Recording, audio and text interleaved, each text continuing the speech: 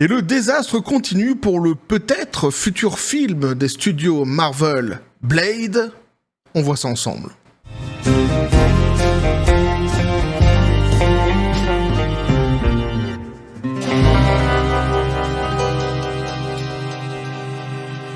Et c'est un sujet qui m'était suggéré par le Plancton sur le Discord de la chaîne. Je l'en remercie donc vivement. Mais oui, petit café les copains.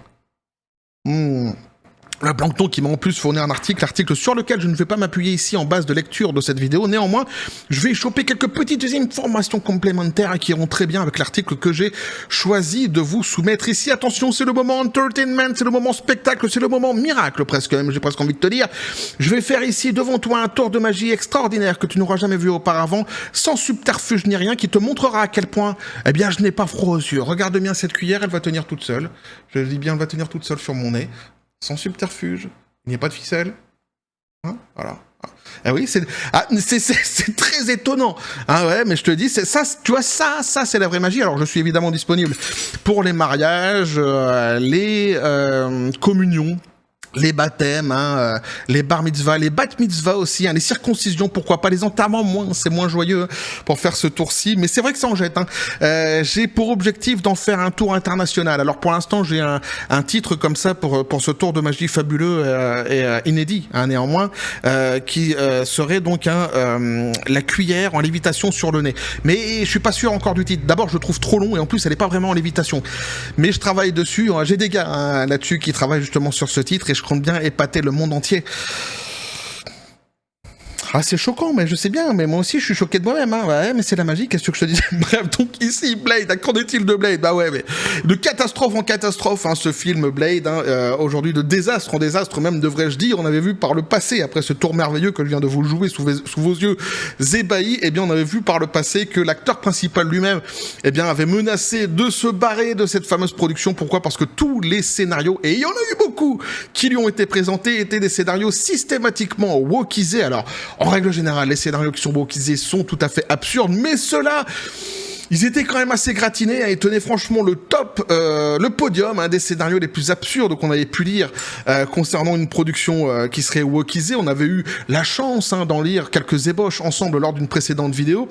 Et justement, ils vont revenir ici sur un des scénarios qui était en pole position, qui est sans doute le pire d'ailleurs. Ils vont revenir succinctement là-dessus. Mais donc, les désastres continuent pour ce fameux film. On va voir ça ensemble. Je me demande même s'il va finir par sortir un jour. Ils le promettent toujours pour 2025. Mais ça me paraît quand même vachement compliqué. Alors pour ceux qui ne le savent pas, pour les non-savoirants, les non-sachoirants, c'est une licence que j'apprécie tout particulièrement. Blade, je l'avais déjà dit par le passé, notamment grâce au film avec Wesley Snipes, que j'avais vraiment adoré à l'époque, et Deacon Frost. Eh ouais. Ne pas oublier Deacon Frost, évidemment. Mais bon, donc c'est une licence, évidemment, quand on me dit qu'il va y avoir un film qui va être fait dessus, alors bon, je me méfie avec le côté woke de la force actuellement, mais évidemment, j'attends d'en apprendre davantage. Et ça sent pas bon, c'est quelque chose que je suis depuis le début, c'est un sacré dossier, faut bien le reconnaître. Donc on nous dit, le redémarrage de Blade de Marvel souffre encore de certains problèmes, puisque le film perd son deuxième réalisateur. Ouais. Cela ne devrait pas être si difficile de faire un film sur un vampire super-héros tuant d'autres vampires, mais hélas, en ajoutant à son nombre toujours croissant de problèmes de production, le deuxième directeur général attaché au redémarrage de Marvel, Blade, a officiellement quitté le projet. Alors, il a quitté le projet d'un commun accord, à l'amiable. Oh, mais il y a quand même quelques petites phrases, ou plutôt une phrase qui est sortie, qui est quand même assez assassine pour ce réalisateur. On va voir ça ensemble justement.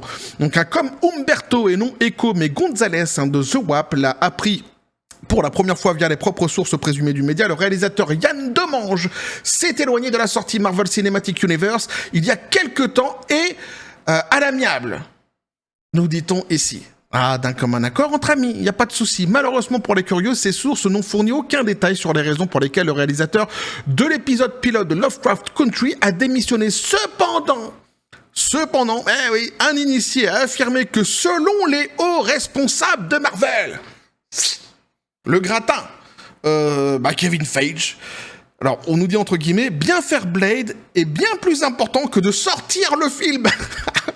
Elle est géniale cette phrase.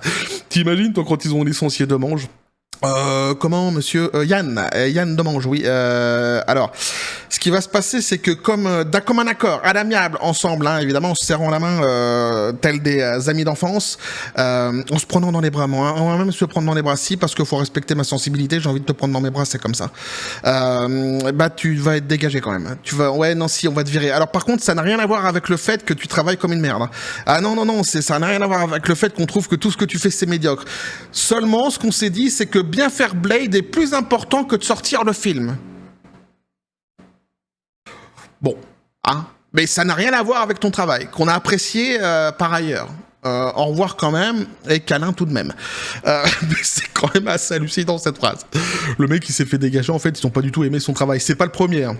Il y en a quelques-uns qui ont dégagé quand même dans cette production depuis le début de son annonce, j'ai presque envie de dire. On nous dit justement ici, loin d'être un incident isolé, Demange n'est que le deuxième réalisateur à fuir l'écrou de Blade au cours d'une production troublée. Comme annoncé en septembre 2021, le film devait initialement être réalisé par le réalisateur de Mogul Mowgli, Bassam Tariq, pour ensuite qu'il quitte la MCU un an plus tard en raison de, entre guillemets, changement continu de calendrier de production. Ah, donc c'est l'excuse qu'il nous avait donné monsieur Tariq. Bassam n'avance plus Bassam n'avance plus en tant que réalisateur de Blade, mais restera producteur exécutif du film, a déclaré Marvel à Hollywood Reporter. Nous apprécions le talent de Bassam et tout le travail qu'il a accompli pour amener Blade là où il est. Alors, faut savoir qu'en interne, en réalité, on avait appris qu'il y avait pas mal de problèmes hein, entre justement d'abord l'acteur principal hein, et ceux qui écrivent le scénario, et aussi avec donc monsieur Bassam Tariq. Et à un moment donné, comme je l'ai dit en début de vidéo, l'acteur principal, donc un Mahershala Ali, qui est le jeune homme que vous voyez donc ici, qui est tout à fait penseur hein, sur cette photo, ah, il est songeur, il pense, il ne sait pas ce qu'il va faire, est-ce que Blade ça va sortir ou non, je ne sais pas. Tu vois, quand t'as le doigt comme ça et que tu fais comme ça avec un petit sourire, ça veut dire que t'es penseur, t'es songeur. Mais t'es songeur un petit peu poétique, tu vois, un petit peu romantique. Et poétique lover. J'ai presque envie de dire, darling, faisons l'amour ce soir. Bref, donc, ici, c'est le titre hein, d'une chanson, hein, c'est pas une demande. Hein. Donc, ce remaniement, donc, je vous disais donc, le fait que Ali avait donc déjà demandé, enfin dit qu'il allait peut-être se barrer justement de cette production, monsieur Bassam n'y était pas étranger. Voilà ce que je voulais dire. Ils avaient quelques problèmes déjà ensemble à la base, et notamment à cause du côté woke de la force. Donc on nous dit, bien sûr, comme le sait peut-être déjà toutes les personnes ayant une connaissance même passagère hein, du redémarrage dirigé par Mahershala Ali, ce remaniement de la réalisation n'est que le dernier problème survenu dans le processus de retour du Daywalker sur les grands écrans. Ah, j'aime bien ça, tu vois, le Daywalker. Parce qu'il marchait sur des dés. C'était un truc qui était vachement fort avec ça.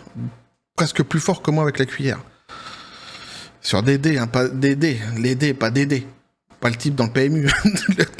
Bref. De plus, je suis en forme.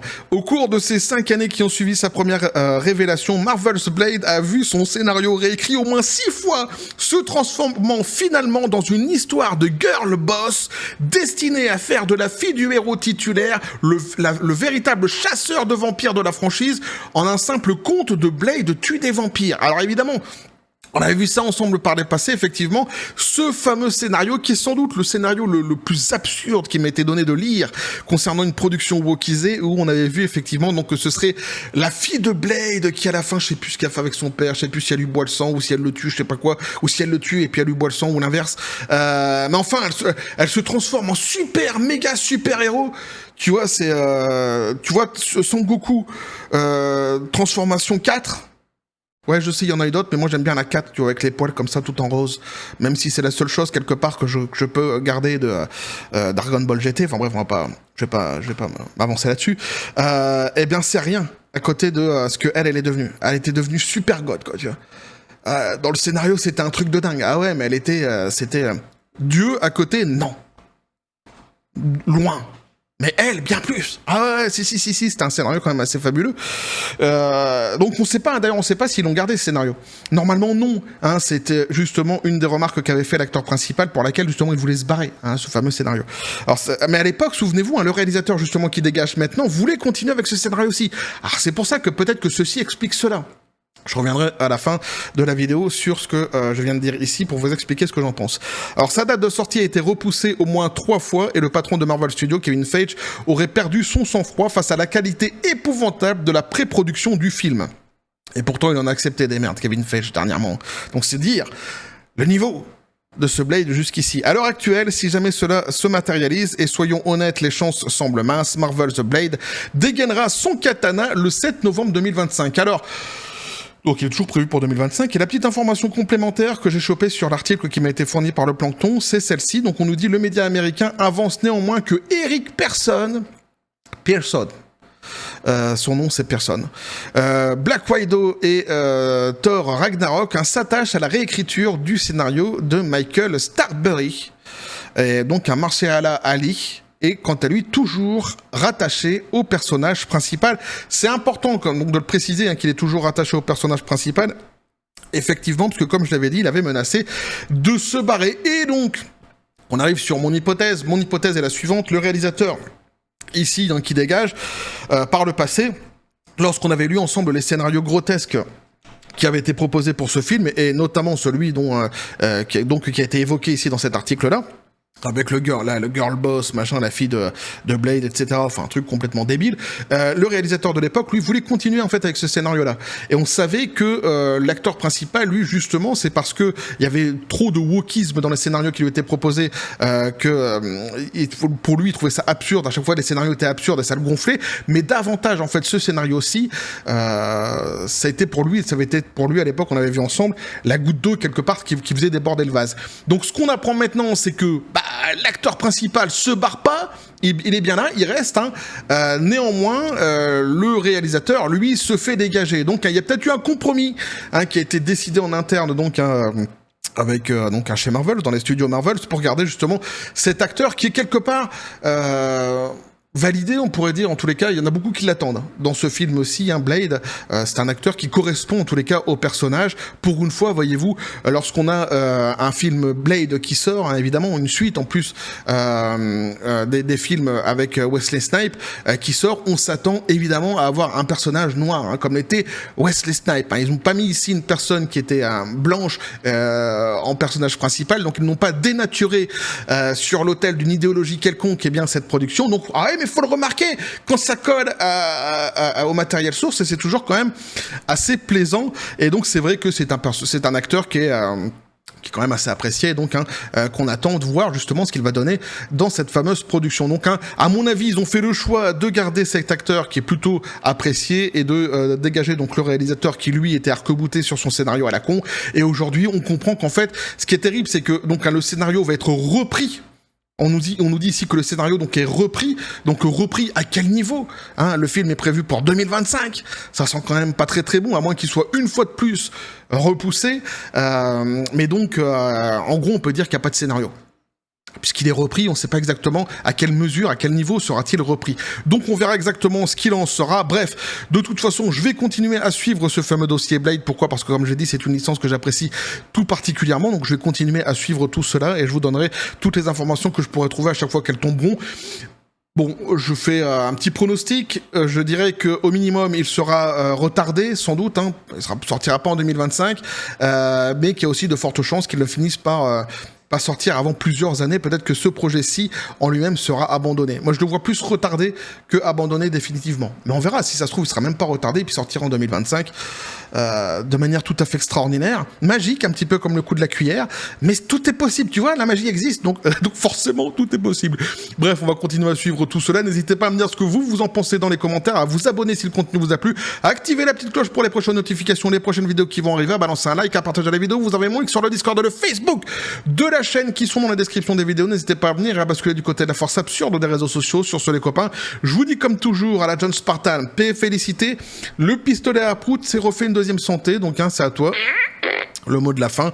Ouais, je lui ai mis des piles, et évidemment, il est un petit peu comme moi, il est agacé par tout ce qui se passe autour de cette licence et il attend d'en avoir plutôt des bonnes nouvelles et surtout que ça ne soit pas sur un scénario à la fin qui soit complètement wokisé. On le souhaite, franchement. Fortement, on va continuer à suivre tout cela dans la joie et la bonne humeur. Oui, et que la force soit avec vous.